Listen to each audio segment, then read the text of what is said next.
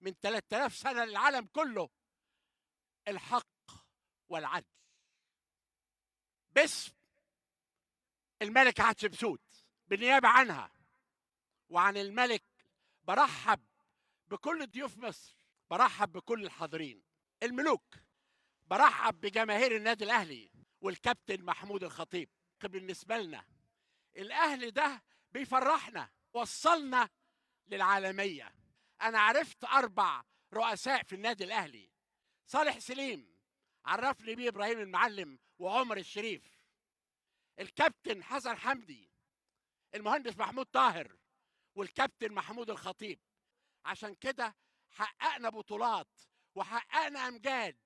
عن حاجات مهمة جدا أقولها لكم، عن أعظم كشف في التاريخ.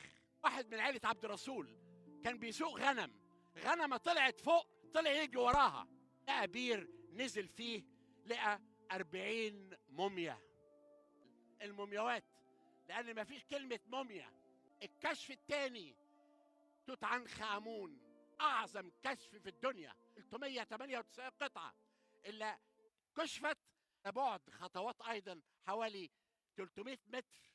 طلعنا معبد مهم الشهر الماضي للملكة حتشبسوت في اسم تحتمس الثالث الملكة حتشبسوت.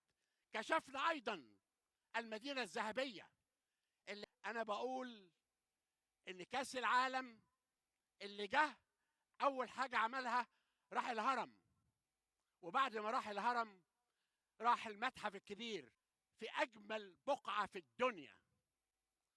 الكأس العالم فيه ذهب، بالذهب، احنا دولة الذهب.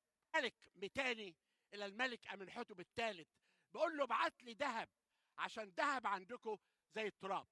احنا سعداء إن مصر هي الأولى